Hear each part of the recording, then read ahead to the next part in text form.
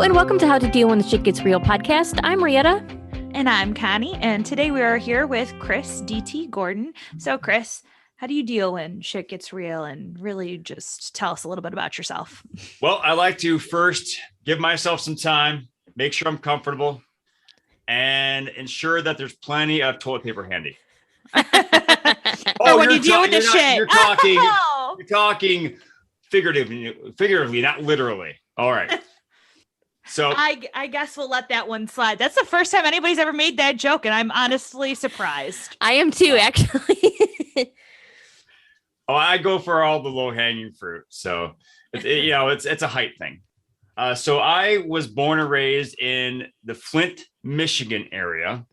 I grew up there in that area. I actually went to school in a town called Clio, which is a small town named after a railroad line, County Line 10. Lived there until I was about 28. Then I moved to Minnesota. I live in New Ulm, Minnesota, with my wife, Becky, and our 3 kids, and Max the dog. I am a special education teacher for an online middle school. And I've been teaching online for 10 years, so way before the pandemic. You were doing it before it was cool. I can't think of anything I've done that is cool. So it makes sense that I would do it before then. And I love running. I love comic books and pulp culture. You could tell I have Iron Man behind me, and right behind me I have the Ninja Turtles and Deadpool. I have Transformers on my wall over there, Star Wars, all that kind of stuff. I just dig. And I also like to try to work that into my various interests, like running. I have lots of running geek shirts.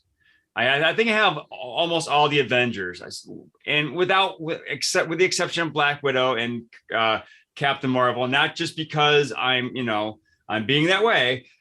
I just don't have one in my size yet. I have to find one in my size. So I would definitely wear, especially Captain Marvel. I really like her outfit. So what brings me here today, though, is on March 18th, 2015, I was helping Becky get the kids into the van so she can take them to school. She's also a teacher. She teaches at the high school here in town. And at the time, Josh was 6 and going to kindergarten. The twins, Seth and Anna, were 2 going to daycare. Seth, being a toddler, was poking around, being a little slow. So I decided to help him out by picking him up and flying him back and forth to the detached garage. I went too far to the right, though, and scratched the back of my right hand on my garage wall. I looked at it. I wasn't bleeding. 'Tis but a scratch. So I put him into the car seat. I kissed them all goodbye. And then I watched them drive off. And as they go their way, I go my way into the house, wash off my superficial wound, and begin my day of online teaching. 3 days later, it's a Saturday. I wake up and I find a lacrosse ball-sized bump on my right elbow. I go to the urgent care clinic. The doctor there looks at it and says, well, it might be bursitis, which is an inflammation of the bursa sac in our joints. But keep an eye on it and let us know if anything happens. So I kept an eye on it as it grew and grew and grew until my right arm was 3 times the size of my left. No. Oh, gosh. That's so gross. In comic book parlance, I look like the Incredible Hulk in mid-transformation. But not angry and smashy, more sicky and tiredy. Yeah. So we procured a babysitter for the kids, and then Becky drove me to the emergency room, and they quickly admitted me because, hello, huge right arm. But then as they were taking my vitals, they found something else was going on. I had become septic. Ruh-roh. And for those who don't know, sepsis is a reaction that the body has to a foreign agent. One of those reactions includes setting a chemical into the bloodstream to ward off the said foreign agent. Funny thing about sepsis is that can kill you. Yep. So I had a poison coursing through my veins and a ginormous right arm. Not the craziest Saturday night I ever experienced, but it was pretty darn close. So they keep me overnight, and in the morning, that doctor walks up to my hospital bed and says something I will never forget. She said, Mr. Gordon, this is beyond us. We can do nothing more for you here. Where do you want to go? What? Wow, that's insane. It's a small town hospital. Their expertise only goes so far, and I don't fault them for that. Well, I said, I'm very thankful that they didn't try to say, we'll figure this out and see you And right not to be the able morgue. to. Yeah. Yeah. Exactly. So I quickly said Mayo, as in the Mayo Clinic, not only because it's world renowned, it's like the Cher or Beyonce of hospitals. Yep. You just say Mayo, people know what you're talking about. Yeah. Mhm. But also because Bill and Dee, Becky's parents, who I also call mom and dad, lived in Rochester. So I knew that Becky, the kids, and Max the dog would have a place to stay for I was sure 2 or 3 days, max, this would take to resolve itself. Oh, no. Yeah. So I am flown from New Ulm to Rochester. They take me by ambulance to St. Mary's Hospital, which is the main hospital of the Mayo Clinic system. And it's there that they diagnosed me with necrotizing fasciitis, Yikes. also known as flesh-eating bacteria. And so that all stemmed from you hitting your hand on the A wall of your scratch in my garage. hand. Something that had happened hundreds of times before. Wow. So people, watch out for your walls. No It's gonna kidding. get you. Yes, give a wide berth. Oh So- my gosh. Once they figure out what's going on, they quickly prep me for surgery and then put me under for 5 days. Wow. In that 5-day coma, they first remove all the infected skin from the back of my right hand, all the way through my arm, up through my shoulder to the base of my neck, Wow. down through my chest, around my rib cage, and up my back. Good Whoa. grief.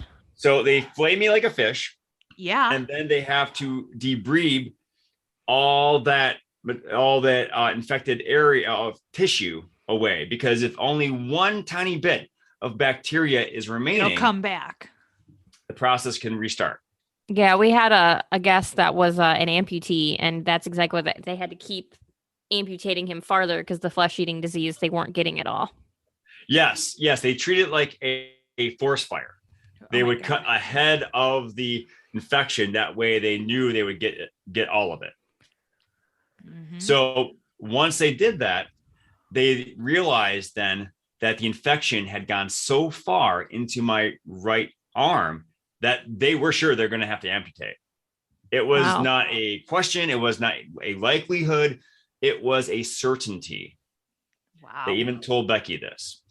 So they get ready to lob off my right arm during that second surgery. But thankfully, the occupational therapist who was in attendance saw that it still had hand function.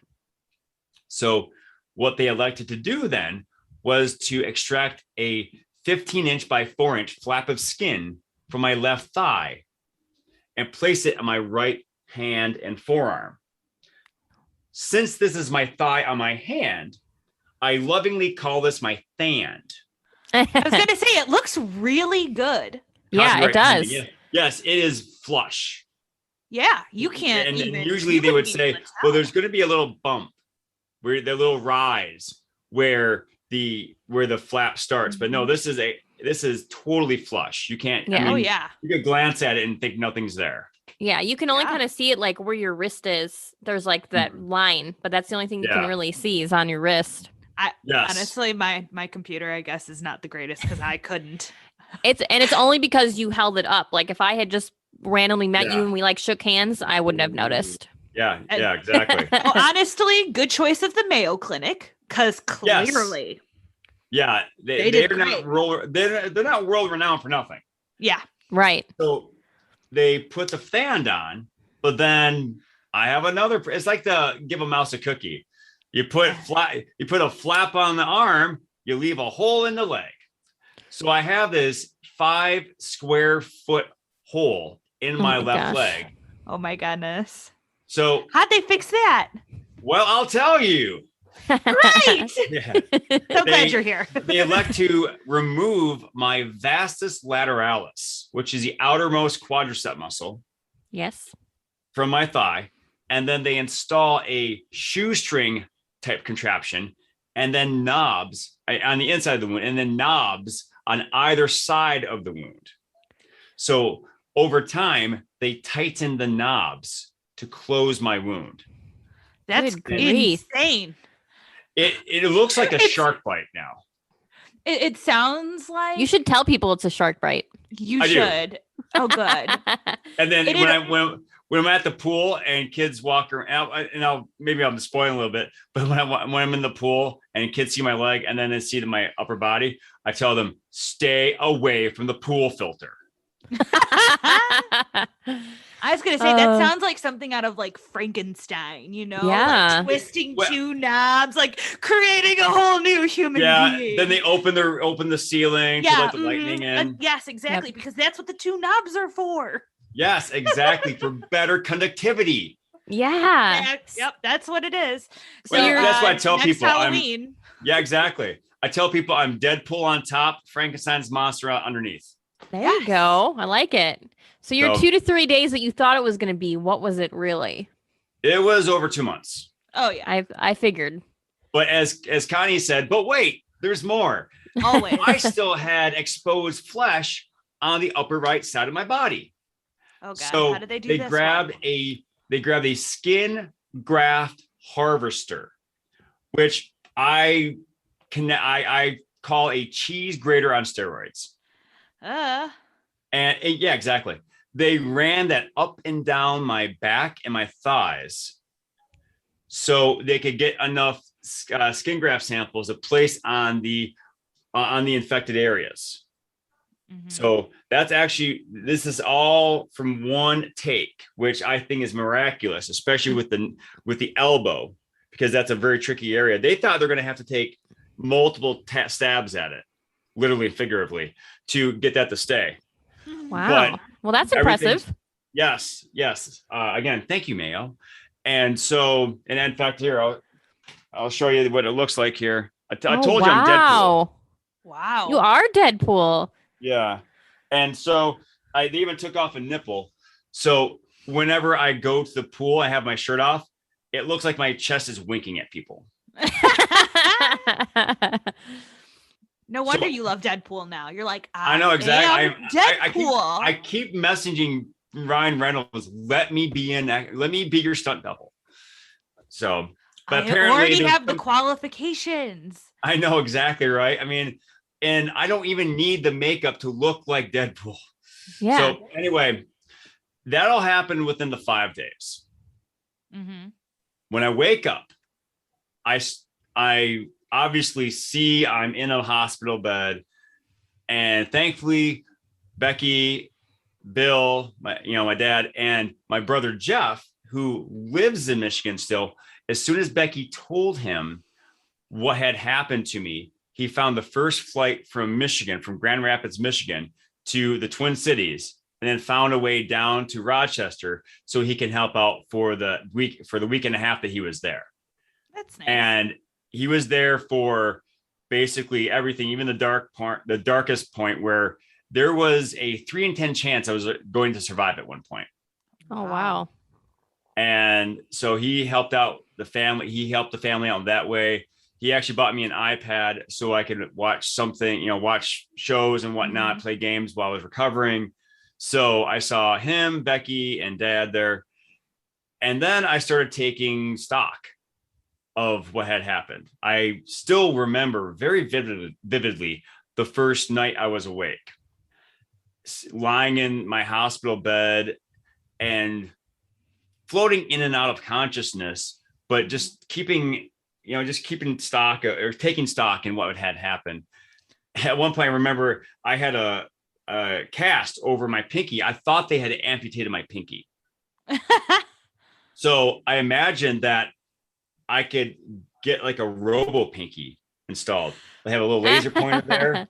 I could go back teaching in the classroom and just use my pinky to either, point to the board or get, robo teacher, distract kids or something, Well, when I started thinking about what my life was going to be like, I was invaded by another kind of bacteria, personal bacteria. Now, we all have bacteria on our person. That's biology 101. But personal bacteria are those negative thoughts that invade our minds when we're faced with challenging or life-changing events. And this definitely qualified. I started thinking about what was I going to look like when I fully recovered, if I fully recovered. What was I going to be able to do physically? At one point, doctors said that I should work towards being able to feed myself with my right arm. What was my mental state going to be like? What were my relationships going to be like with Becky, the kids, my other family members, my friends, colleagues? How are we going to deal with this financially? Because this happened at the end of the third quarter of the school year. I was out for the rest of the school year, and I did not have nearly enough sick days to cover that span. Yeah. So I started dwelling on this personal bacteria. And this is a phrase I use often during my presentations. Where your thoughts go, your mind and body will follow. If you have positive thoughts, you're going to develop a positive mindset and therefore take positive action.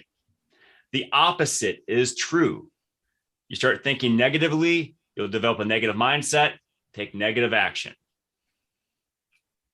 Thankfully, though, I was not given much time to develop that negative mindset.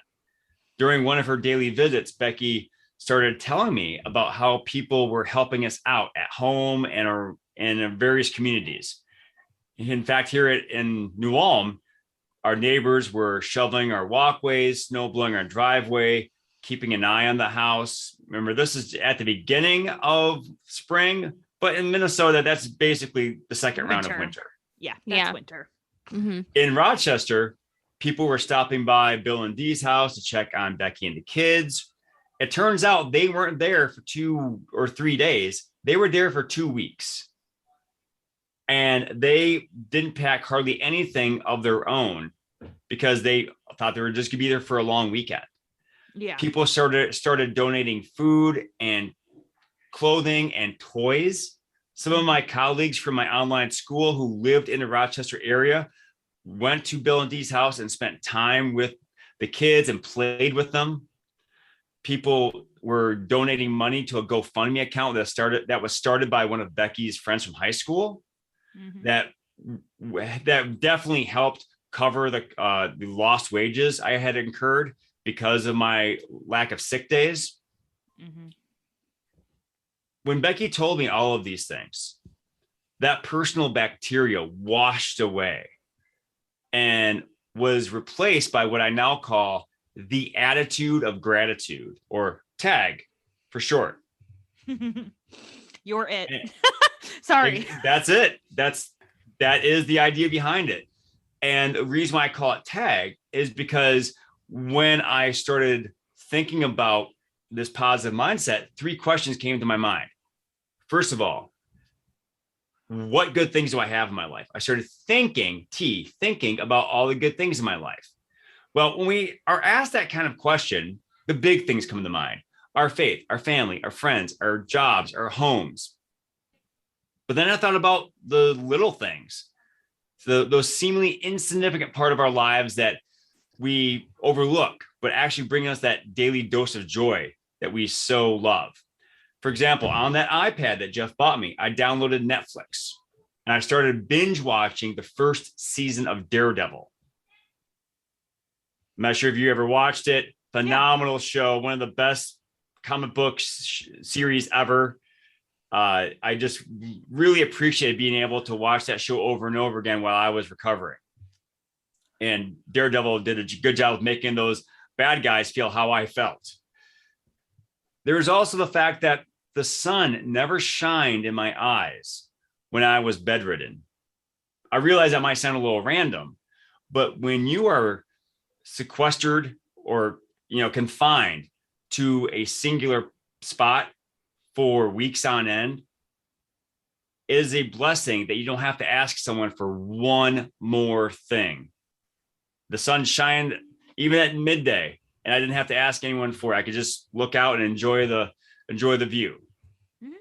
And then there's the hospital pizza.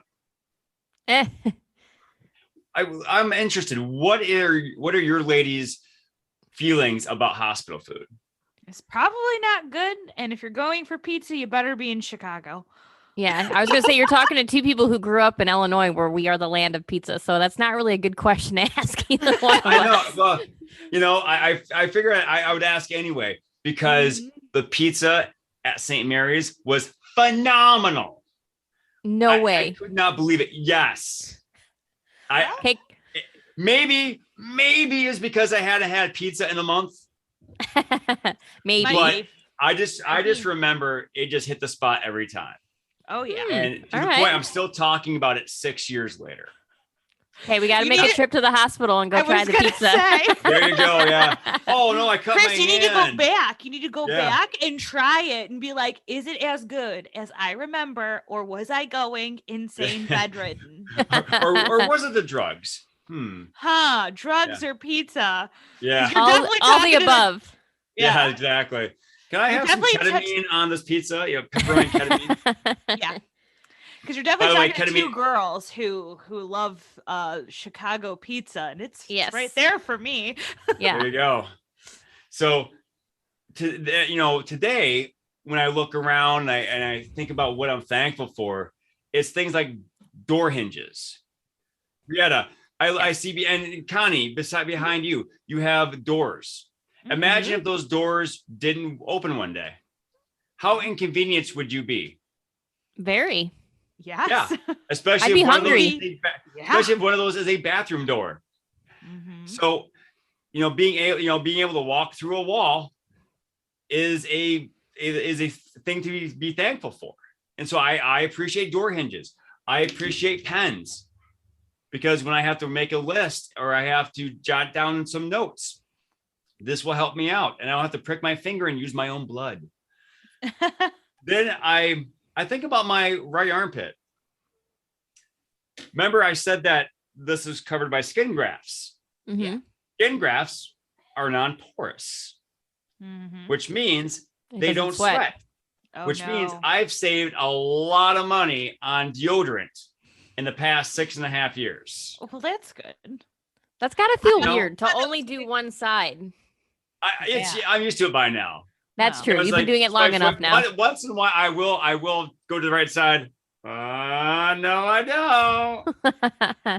I'm just going to ask before I forgot, because I want to make sure that I've got this right, because I know tag is your thing. So you said T was for thinking. Is A, attitude, and G, gratitude? We're getting there. Okay, you're getting there. Oh, boy. Okay. Yeah. So you're right.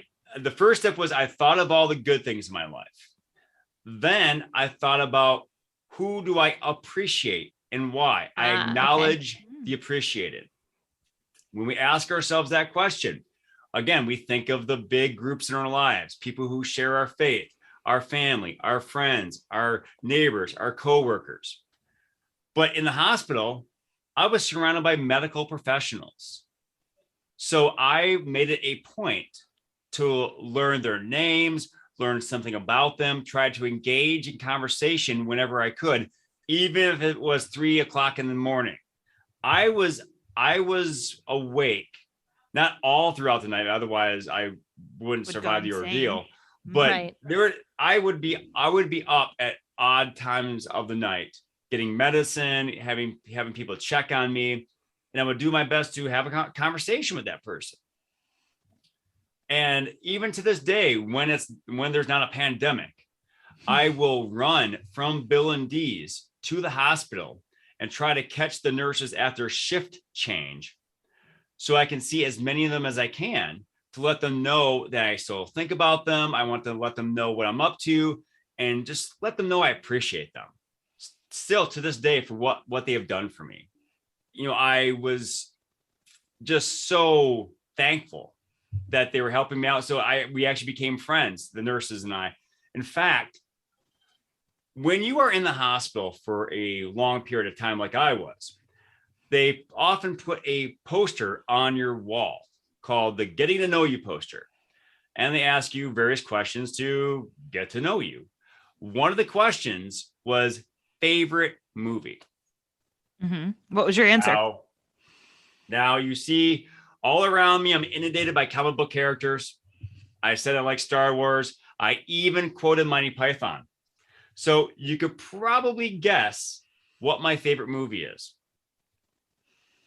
That's right, Blazing Saddles. Nice. That's a good one. I was thinking, what's a movie I could watch over and over again and not get sick of? And it's that one. Gotta Plus, love Mel Mel Brooks. Brooks and I are birthday twins. So there's Oh, well, then you have to. Yeah, exactly. Yeah, So- Young Frankenstein is one of my favorite movies for sure. Okay. Yeah, that is fun. Anyway, one Monday morning, Chris, the head nurse, practically runs into my room, and she's stuttering. She's tripping over her words. She's speaking so fast. She said, "Chris, I was at a garage sale this weekend, and I saw this, and I thought of you, and here it is." Blazing She Saddles. had bought me a DVD copy of Blazing Saddles. Aw. I'm just a part of her job. I am nothing more than an item on her to-do list.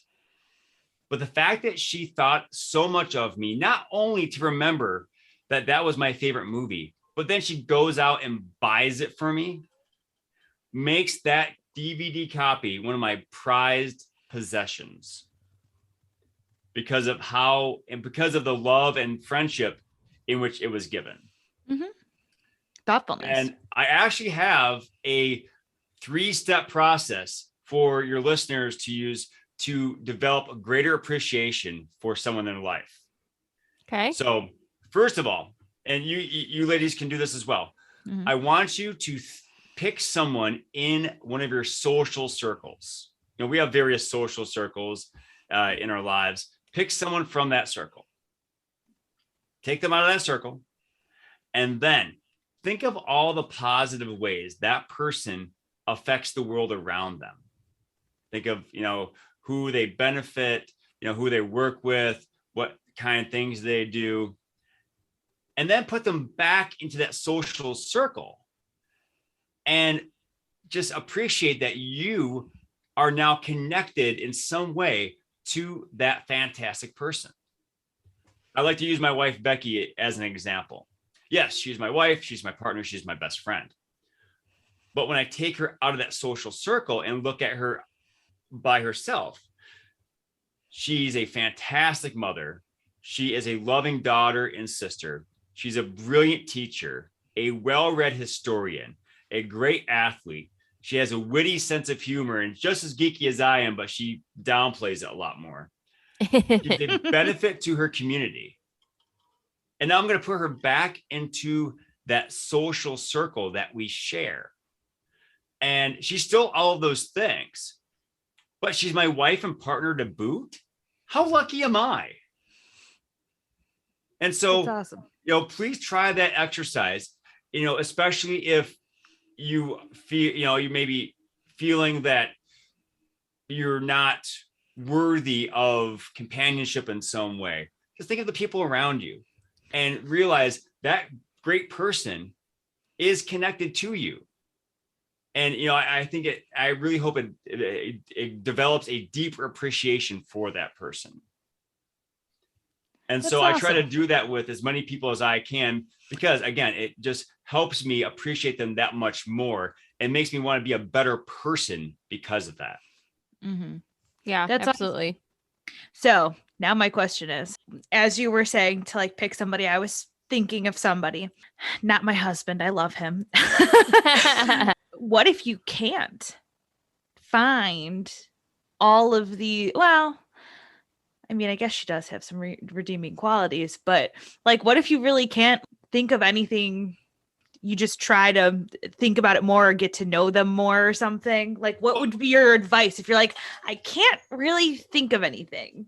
Well, I have two things to say for that, Connie. First of all, maybe view them from outside your immediate connection with them. Okay. You know, maybe see how they do their job, or, you know, if they're at a job for a long time, obviously they must be doing something right. Mm-hmm. Secondly, though, and you might be blinded by your feelings. Like if you don't like somebody, you could be blinded by that. And I understand that. Yes. So that's a really good point, because I did not take that into consideration when thinking of said person. Yes. But also, if this person isn't really a very positive influence, then maybe question your connection with that person if you could. You know, I know family members are hard to, you know, to just drop from our social circles. Yeah. But, you know, we are the masters of our own destiny to an extent. And we are the, you know, you hear this a lot. You are the average of the 5 people closest to you. If someone of that 5 is dragging you down, you know, and it's you're having a hard time reconciling with the fact that they are who they are without any bad repercussions, maybe look for someone else to take their spot. I don't know, but you know, we are not, unless you have a ring on your finger and one other person has that ring, you are not married to anyone else. Yeah. And so, you know, you choose who you connect with and who you relate with. Yeah. I was just curious on what you'd say, and I like being a devil's advocate. No worries. And I was legitimately thinking of somebody, and I was like, I really can't think of anything that's fantastic about them, you know? And it's not a family member or anything. It's an old friend. And I was like, I wonder what he would say. So here we are. Yeah. But you know, I mean, sadly, we all know those kinds of people. We all know those people, you know, that we just don't get along with. But at the same time, that doesn't mean they're not capable of love and friendship.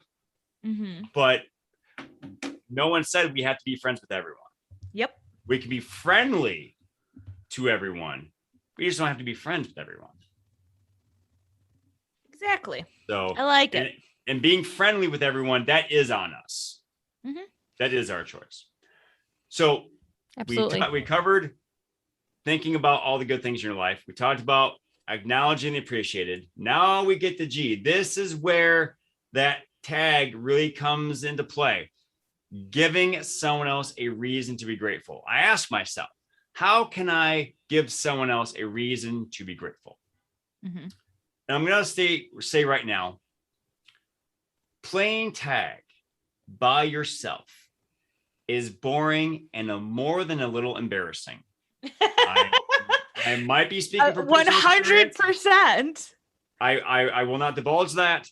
Or even just playing with 2 people. Also sad. But it's a good start. Yes. And then when you're playing with 2 people, there's a big chance that you can involve more people, and the more the merrier. So in the hospital, there wasn't a lot I could do.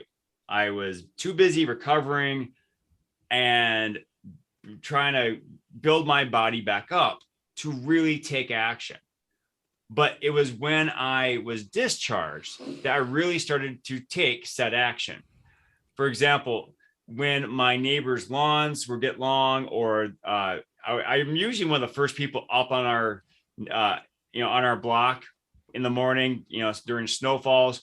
I'll get out the snow blower. I'll blow out their driveways, snow blow the walkways. Or if their lawn's getting long, I will go mow their lawn. We have neighbors to our south who have young twins as well. And being a fellow father of twins, I know it can get a little busy. So once in a while, I'll go mow their lawn so they can take care of the kids. There's also running. I started running again, and I'll pick up trash on the road and on the sidewalk, maybe in someone's yard without getting too trespassy.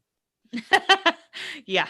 Yeah, it would be pretty sad to get arrested just for trying to be a good guy. I'm just trying to pick up this piece of Yeah. paper that's in the middle of the lawn. I swear.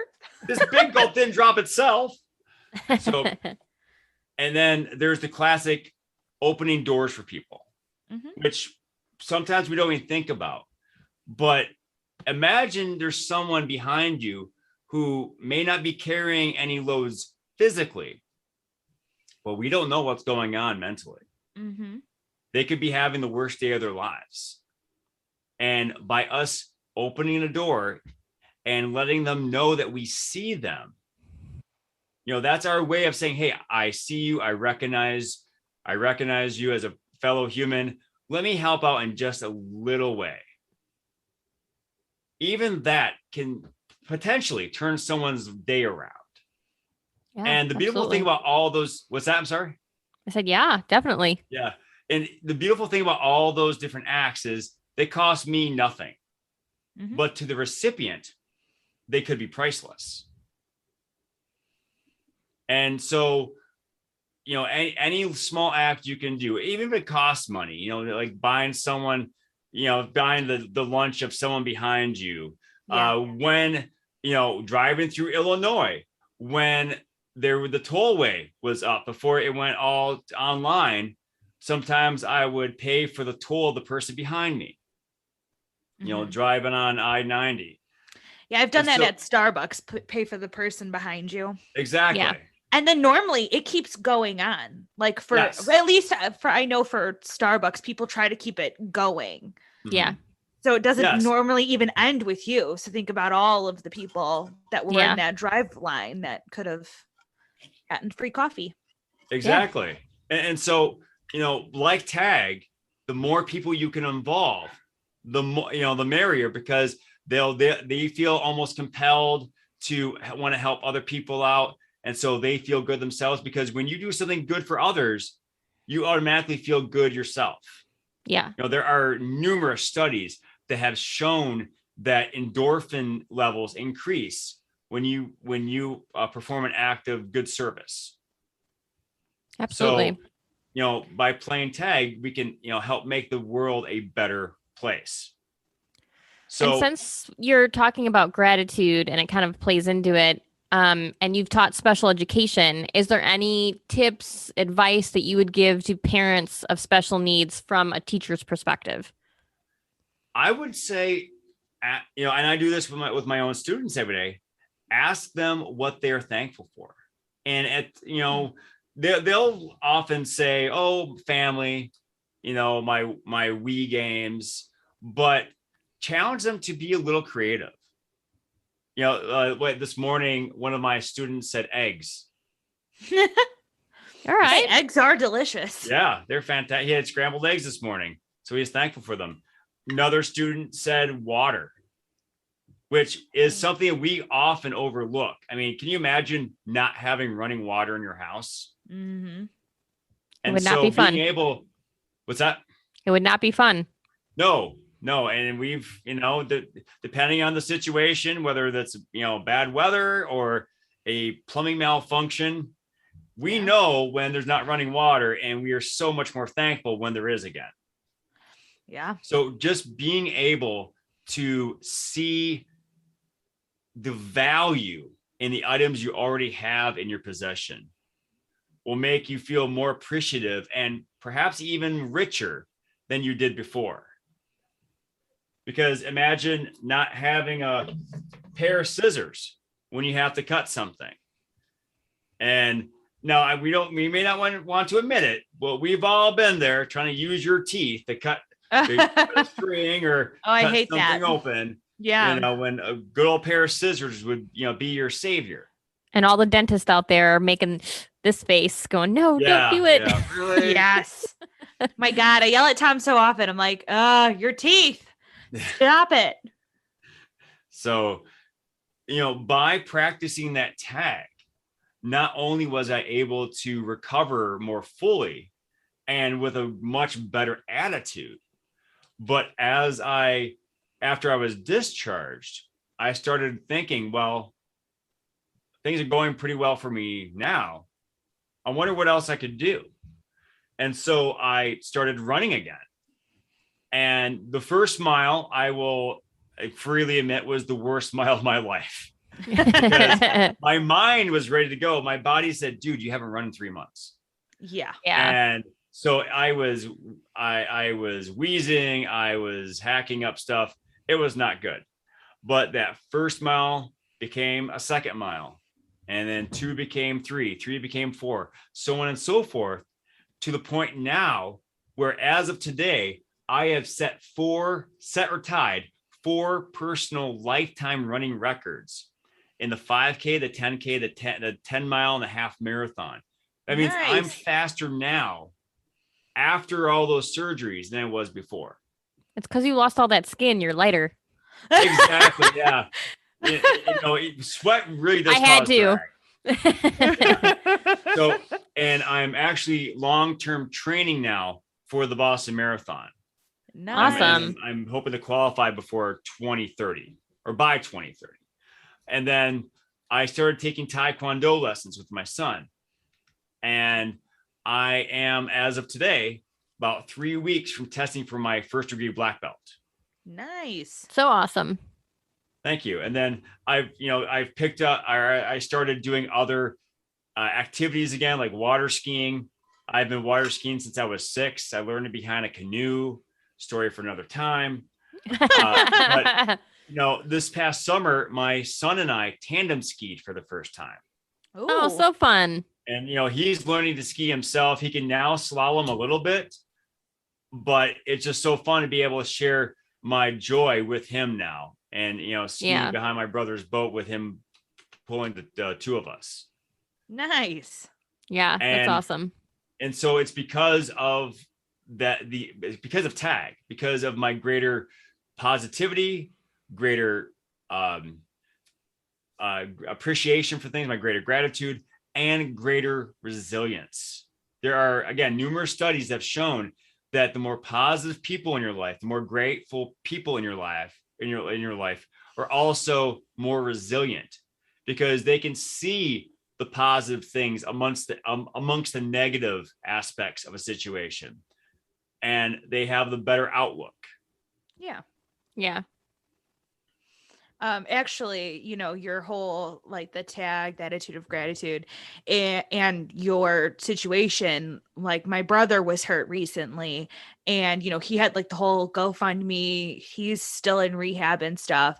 And I actually do remember telling my mom that it's such a shame that it takes a tragedy for people to, like, be generous. Because, like, people have donated to the GoFundMe and they've, like, helped out my family a lot. Like, and it took a tragedy. It took a tragedy for you to show up, like, for some family members, and, like, for other people who don't know us, like, that was awesome. Like, you didn't need to donate the $20 or whatever, but it's awesome that you did. But, like, they all, rally, but only when it's a tragedy. Like, you should rally all the time, which is what the TAG and the attitude of gratitude really reminds me. And it doesn't have to be something big, because my brother's accident was big, but it just kind of goes to show, like, it could be something small. Yes. You could just show up for other people just to mow your lawn because I saw it was long, or whatever, the grass was long. Yeah. I don't know. It's longer than a half an acre. I'm gonna let Actually, my husband always does do that, because, like, our property or whatever goes into, like, kind of seamlessly our next door neighbors. So he just does, like, their, like, little section, and he always, like, shovels all the way up to their driveway directly. He is like, I am going to be that household that just shovels the whole way. And I'm like, okay, you do that. I do that too. I usually shovel or snow blow the entire front of our block. Wow. And I only have, and I only have so much time in the morning, so I can't do everyone's drive, walkway, but at least, but I'll do yeah. At least that, get them started. Yeah, there was a meme that went around recently of like two houses that were side by side and like their stairs are right next to each other and like only the one side of the stairs was shoveled. The meme said like, don't be this person. Yes. Yes. Oh my gosh. Yeah. And another meme I was just thinking of when Connie was talking was there's a meme of a girl holding up an umbrella and the words say, do you know who's also going through a really tough time? Literally everyone. Mm-hmm. Be kind. And so that's how I try to treat myself. I try to think of other people as everyone else is going through something. 90% of the time, you can't see it. Right. Yeah. But treat that person treat that person as if they need a kindness. Yeah. Because chances are they do in at least a little way. And the world will be a better place if everybody did that. Maybe, some things would get straightened out around here. Exactly. So what's it like being a co-author, and how did you start doing it, and what did you contribute, and tell us about that? Definitely. So last year I was looking to get a foothold into the speaking world, and as it was COVID city worldwide, there wasn't a lot going on. But I connected with this speaker and author named Corey Poirier from Canada, and he created this third volume of an anthology series called Blue Talks Presents Business, Life, and the Universe. Ooh. And so I'm actually trained as a writer. I wrote in college. I wrote for a university television station. I've loved writing ever since I was a little kid. Mm-hmm. And so writing this chapter for the book was a very fun opportunity for me because I got to flex my writing muscles. And it was also very cool to see my name in print. In fact, it's right here. So it's right here, and get to share my story. And there are a lot of other authors, 42 in fact. So this is the answer to this is the answer to life, the universe, and everything. It's also in the title, Business, Life, and the Universe, and the answer to everything. So sorry, Douglas Adams joke. So, but being able to share my story in this way is really cool because now anyone could just pop in, you're reading this book and pop into, my chapter called, let me see here, Garage Walls, Grafts, and Gratitude. I love it. I'm almost a huge sucker for alliteration. Yeah, all the G's. Yes. I like G for some reason. I wonder why. So, and in fact, I've also started becoming a contributing writer for a couple magazines. There's one called Inspiration for the Modern Warrior, which is typically a woman's magazine. But I've written articles for the April issue of this year, their maiden or their inaugural issue. And then I wrote an article for the November issue coming up. And then I just finished writing an article for a magazine called Motivate, where it's M-O, the number 2, and then V-A-T-E. I don't know if I'll be, if they'll use my entry, but we'll see. Still, either way, awesome. It's a good chance and a good opportunity. And then, of course, you've got a podcast as well. So tell us a little bit about your podcast. Yes. Scar Bearers, not Scarred Bears, though that is visually awesome and frightening. That is very frightening. Yes. So when the pandemic hit, I was just starting my journey into speaking. So I was initially a little bummed because no speaking opportunities. But then I thought, well, there's this thing called the internet. And on the internet, they have these thing called podcasts. Yep. And I can at least keep my skills sharp while I'm sharing my story. So I start Scar Bearers and I start sharing my story. But after a while, like 5 episodes, I realized I can only have so much story. There are 7 billion people on this planet. Maybe I could ask a couple of them for some ideas. And so I started interviewing people. Yeah. And as of today, episode 77 dropped. And I'm really excited because it's a friend of mine, a running friend who I met her husband first, and then met her, and then I interviewed her for the podcast, and her episode drops today. Oh, awesome. nice. So it's been a lot of fun. It's not directly correlated to speaking in terms of, working in the speaking business model, but I have made a lot of connections through the podcast. I've met some fantastic people. 2 of them I'm talking to right now. Hey. And yeah, hey. And It's me. I'm able to, leverage some opportunities through the podcast, but it's just a way for me to allow my platform to serve other people, which is why I speak. Yeah. Because I don't want my, I don't want the lessons I have learned just to stay with me. Yeah. Yep. So if you could have any superpower, what would it be? Telekinesis. Ah, yes.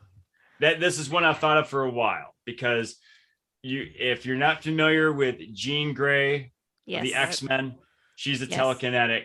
She can move things with her mind. She can appear to be really strong. In fact, there's a telekinetic character in my brother's book, series of books. His name is John Oddie. He wrote this series called Fail State, which is about a teenage superhero.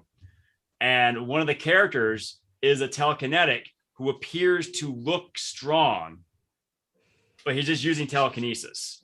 Oh, And so okay. it's Very pretty cool. creative. But I like it. you're able to fly. You're able to do construction on your own. You can All the cook good someone things. breakfast without leaving your chair. Just all the good things. It's the Swiss Army knife of superpowers. So then because we obviously know that you like superheroes and you like Marvel and all that. So then who is your favorite? Like if you had to pick one, who is your favorite? Right now, it's this guy right here. I don't even know who Man. One Punch Man. Okay. He For those is- of us who don't know who One Punch Man is, give us a little He's rundown. an anime character. So he originated in Japan, Okay.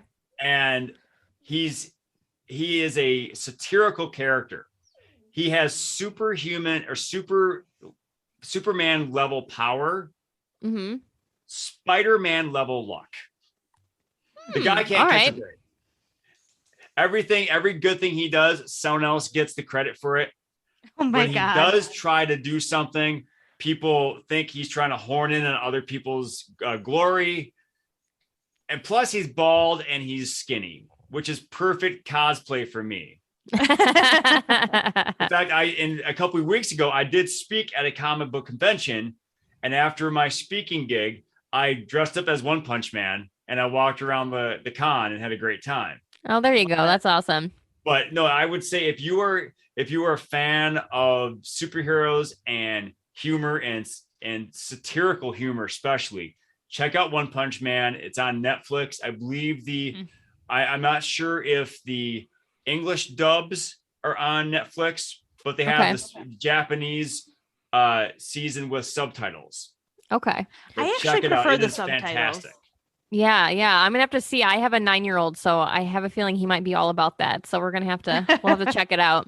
Yeah, and it's not the kind of anime where you know how sometimes anime goes too far in a certain situation, certain Yeah. way. A It's little not- racy. Yeah, No. there's like maybe one character in season 1 whom I looked at, but she's so fast and covered in scales. She's a big mosquito girl. You hardly notice. Crazy. And so, yeah, it's really cool. I would definitely check it out. And there are a couple of minor swears, but that's about it. That's okay. His dad's a Marine. We're used to that. Yeah. So no, I would definitely check it out. One Punch Man. One Punch Man. Awesome. All right, cool. All right, Chris, you have anything else to add? I do. First of all, I appreciate both of you for having me on. I know this has been a while in the take in the you're going, fine. but Oh, you're I really fine. appreciate talking with you all. And I hope that,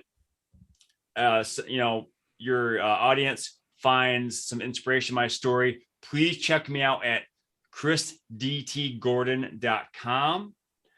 And I have my stories told there. I have a free tag one sheet where people can print out the attitude of gratitude for themselves. And, that way they can print it out, put it on their walls. I also have a merch store called Chris D.T. Gordon's Tag and Pop Shop. And where they sell shirts like this. Nice. I love it. I have a beanie around here somewhere. Oh yeah, right here. If you're in a place that's cold, you can wear definitely your have tag to have a beanie. Yep. Mm-hmm. And for your listeners, I have a promo code. They can enter tag pop 1. So TAGPOP and the number 1, and they get 20% off all their purchases. Awesome.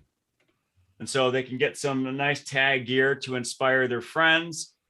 And then I also have links to my Facebook, my Instagram, LinkedIn, the podcast, the accompanying YouTube channel. So all that's at chrisdtgordon.com. And we will also put all of that in the show notes, so you guys also have quick access to it as well. Awesome. But the one more thing I want to share is I want you all to pass on perfection and go for greatness.